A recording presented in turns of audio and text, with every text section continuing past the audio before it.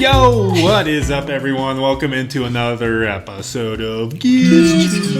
It's your host, Dirt Nadia, and we are going through all of King Gizzard and the Lizard Wizards United States and Canada 2024 tour, and we are at the end of their first leg of that tour at the Gorge Amphitheater in Washington State on September 14th. Nadia, we were at that show. This show just like forever lives within my body because anytime I think or hear anything of it, like I feel it. Something in me just starts like vibrating. Okay, wow. So this show really gets Nadia going. I mean, it was a marathon show. Like I said, we attended it with our friend Amicus, and we are going to break it down and give you all of our show superlatives from this 3-hour marathon set. The biggest show that King Giz has played to date in front of around 20,000 people at the Gorge Amphitheater. Just stunning venue. It was insane being there. We were actually on the ground floor watching it. Insane. It was insane. I mean, I don't know how we're going to get through this without this episode being an hour long because there is so much I could talk about. Is an hour-long episode for us like a marathon episode, basically? Yeah. Okay, well, This was a marathon show, so I feel like it fits. But anyways, let's get into the show. Here is the set list from the marathon show. I mean, look at that. They opened with some microtonal stuff. We got some heavy jams in the middle. We got a full synth table section that lasted like 30 minutes. And then crazy ending, which we will talk about. But they ended heavy. We're going to end heavy. So you got to just deal with it. You got to adjust. You got to adjust. So yeah, crazy set list. Nadia, let's get into some of our show superlatives. So starting off, out of all these songs from the marathon set, what were your top songs?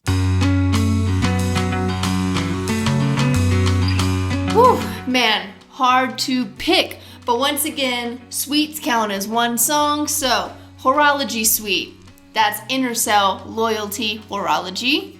Right? That's the order? Yes. Okay. Correct. Good. Way to go.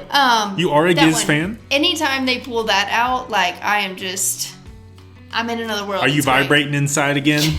I feel it. Something in me just starts like vibrating. I probably shouldn't have ordered it that way, but here we are. All right. Next up, the Silver Chord. Oh, like vibrating. That was one I was wanting live off of that album. That's probably the one I wanted the most live off of that album, and it did not disappoint. And thirdly, Magma. I mean, there's no way you can leave that one out of your top 3 from this show. It was phenomenal. It was next level. Next level. It really was. I mean, Magma's already next level. This one was for sure next level. It also made it into my top 3 songs. It better have. I mean, this was the Magma of all Magmas. And a funny little story from this. After they rocked this Magma for like 12 plus minutes and finished, there was a guy standing beside me, and that dude started losing it. You could tell his mind was blown. He was like, "Oh my God, that was the best Magma ever." And everyone's like, "Haha, yeah, dude." He said what we were all thinking. He did, but it was crazy. His mind was blown. My mind was blown. All 20,000 of our minds were blown. So yeah, Magma was up there. I had Motor Spirit, which was their closer. It was just epic. I mean, when Stu, I still have this photographic memory of my mind when he gets to the breakdown of the and he just like puts his hand up and like, I thought heaven was coming down or hell was opening. I don't know which one fits better with their metal. Probably hell opening. Anyways, that was my second one. And then third one, it was either between the like 18-minute long Silver Chord, which was had an insane buildup, but I ended up going with the Horology Suite because you don't get that one that often. And anytime they play that from Polygon to Wonderland, oh man, it's special. It is special. It is special. And so thank you for that, King Giz. Joey creates this like world that you get sucked into. He does. And with the polyrhythms, I am completely lost amongst the suite. So yeah, those were our top songs. Moving on to our next show superlative, we have the P song.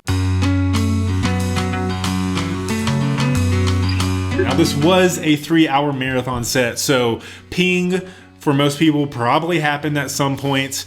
I will be honest, I actually peed during Let Me Mend the Past, but I don't think it would be this time going in looking at the set list. It would be my pee song this time. Okay. I actually went with Ice 5 this time, another long jammy song, but this wasn't overall my favorite Ice 5. I thought it was a little chiller than I've heard them play sometimes, so I think I would choose Ice 5 to go pee in during this time. I mean, were you surprised that Ice 5 was chill? Like, you know, it's Ice 5. Normally it's kind of groovy. But why would it not be chill? It's ice, you know? Like, oh, hey, that's a good one. I actually, even though I did attend this show and it was 3 hours, I did not go pee once during this whole show. So she peed her pants. It was all that vibrating inside was getting rid of the pee. Vibrating. I couldn't leave. I couldn't leave. I don't know. There's no good pee song. If I had to pick one just for the sake of our superlatives, I would choose Dirt. And the reason being... Me? Yes, you. Because in the dirt. I had already heard that song. We saw them at Red Rocks, as we've mentioned before on this tour. So I'd already heard it acoustically at the Red Rocks Day show. So, you know, and I knew they're not going to veer much off of that. So it's going to be about the same. So I would probably choose Dirt acoustic. Okay. Even though Paper Mache Dream Balloon was my first favorite King Giz album. Moving on to our next show superlative, we have the best moment. Now, this is really hard. If you were at the show or if you've watched the show, there are so many freaking great moments from this Gorge marathon show. I don't even know where to start. So, Nadia. Thanks for tossing it my way. What was your favorite moment from the show? Yeah, holy shit. It's hard to pick. I have, like, in my notes, I have this moment / this moment / this moment. Like, there's too many. I'm going to try and combine these all into one really quickly. So, the barricade broke, okay? The barricade at the front of the crowd broke.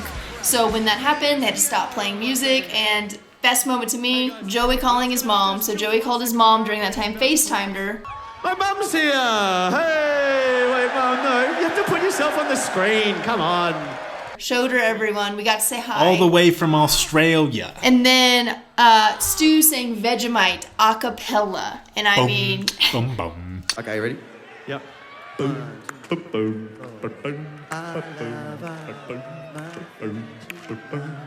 Strong as hell and black as night. I keep my love all sealed up tight. I spread it thick whenever I like.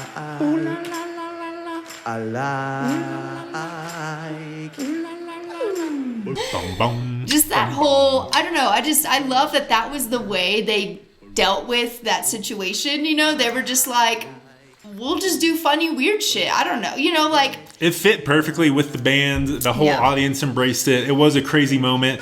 The audience was going so crazy during their metal stuff that they broke the barricade, which I guess is like a safety hazard at the venue. So the show couldn't go on until they had some kind of like barricade fix in place. Mm-hmm. And yeah, so the band is just like ad-libbing this whole thing where Joey calls his mom and then, Stu sings Vegemite a cappella. Just incredible. Yeah. Yeah. That was also my best moment. I mean, that was clearly the best moment of the show. And I think, you know, it could have disappointed a lot of people because they had to keep cutting the metal song short because, the barricade kept on getting like re-broken essentially as the crowd would get crazier once they started the new song. And Stu would have to remind everyone to like chill out. Mosh vertically. So fucking mosh just vertically mosh. No side to side, just honestly the straightest pin dives. Yeah, you guys know this move, right? It's like Oasis, it's like a Brit pop, it's a Brit pop. Can everyone do that? It's a Brit pop on the Lots of those ones, yeah? Pogo, the pogo. It's a Brit pop on the scene. Everyone pogo, let's go. They're like, I just want to let you know, That looks so fucking security doing a fantastic job. They're doing their very best, but they're also zip tying the Incredible moment, iconic show. Okay, moving on to our next show superlative. We have the best banter. Now, with a 3-hour set, there was a lot of banter. So we already mentioned a lot of it. I think all that barricade breaking banter could have definitely fit. So Nadia, what was your favorite banter? Besides all of that, the barricade breaking banter, the BBB. The BBB. I have when Ambi does his "Welcome to the Jungle." Welcome to the jungle. Was that pretty good? How's that? Oh, sorry, Axel's over there. Yeah, I think I'm Axel. Sorry. Just quietly. Sorry, Axel. I'm sorry. Welcome to the jungle. There we go. Yeah, that was okay. Not as good as Ambi's, but yeah, they introduced the song Mirage City as Paradise City, which I believe is a Guns N' Roses song. So then they kind of go into this like, are we Guns N' Roses? And they're like saying who they would be, and Ambi gives his best impression of Axl Rose by Welcome to the Jungling. And I guess it was I just honestly pretty good. It was Yeah. much better than yours. Yeah, well, But that was my impression of I Axl admire Rose. I so- admire your wanting to try. Well, thank you. Well, my favorite banter, and I think this has kind of been a theme, especially if you've with Stu's banter, is like this concept of God. Is God real? Does he love God? Does he believe in God? Does he not believe in God? Whatever. It's hilarious. Anyways, at one point, there's a guy dressed as Satan in the crowd, and Stu's like, can Satan be real if God's not real, or do they both not have to be real? And Ambi's like, Satan's right there. And Stu's like, okay, Satan's real, cool. Yeah. Like, I just love, it's a real quick moment, but I think it is hilarious. And yeah, definitely a theme of the banter throughout many years of shows for them. So that was my a good favorite one. banter. That was a good one. I like that moment Next too. show superlative, we have the best dressed member of this 3-hour marathon set. Nadia, who would you say is the best dressed? For this one, I'm gonna go with Cookie. Cookie had this like unbuttoned collared shirt over just like a plain white shirt, but it looked like his unbuttoned shirt looked like I couldn't even get a sense of what it was. Was it luau? Like, was it Hawaiian vibes? I couldn't really get a tell for it, but it was just random, and I loved it. Cookie was vibing in it, whatever it was. Yeah. I think my best dressed, I won Stu in the pink jumpsuit, which is a theme for a lot of the show once he finally gets it. But I loved when he added to it when someone threw on stage a bootleg shirt with Intrasport on it. And everyone's like, oh, sick shirt. Like, I love it. I'm going to wear it every single day. Yeah. So Stu with the pink jumpsuit with the Intrasport shirt on top of it layers. was my best dress. Yes, layers. Next up, we have our favorite segment of the show. What is Cookie drinking? So irrelevant.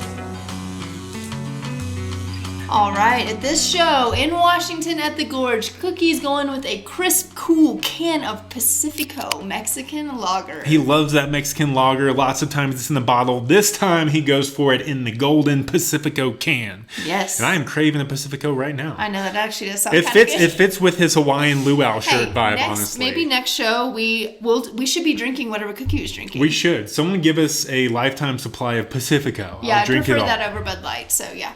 All right, next up we have the MVP of this marathon show.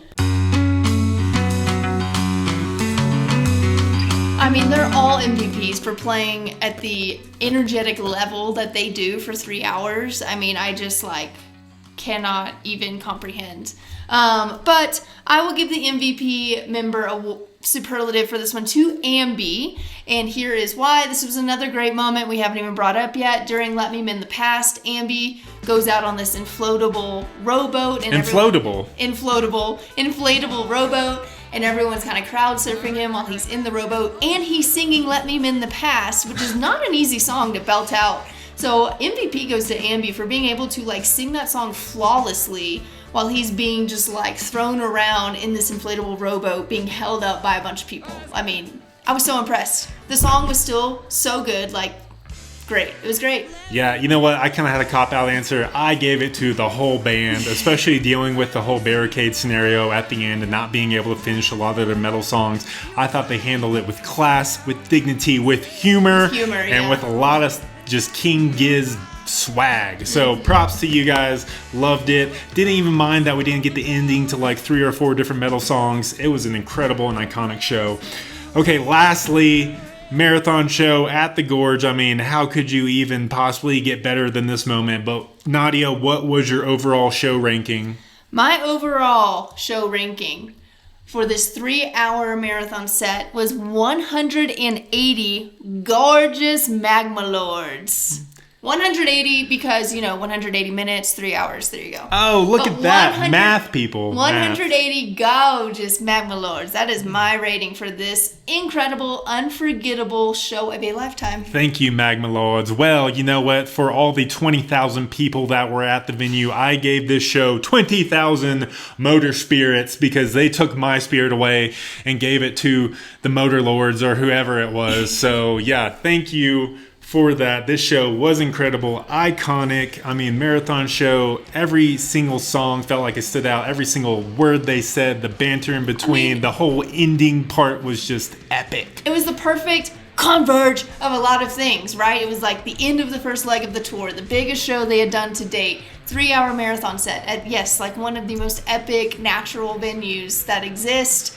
I mean, and most people were probably camping that night. Like, it was just, there were so many things that lined up to make it epic. It was awesome. And once in a lifetime. We love this show. I bow down to this show. Were you at the Gorge? Did you see us there? Did you camp beside us? What did you think of all the banter? What did you think of the set list? What did you think of the whole barricade breaking at the end? Were you part of breaking the barricade? I mean, come on, let us know. I am intrigued to the people who were right there what that was like. Yeah, what was it like? Were you the person who was dressed as Satan? I would love to know. Anyways, this was an incredible show, incredible way to end their biggest show yet to date, and also the first leg of their United States and Canada tour. We will be here covering the whole second leg of their tour, so stay with us. And yeah, let's go King Giz. Thanks for tuning in, Gorgeous. Peace Mwah. out. It's Dirt and Nadia. See you later.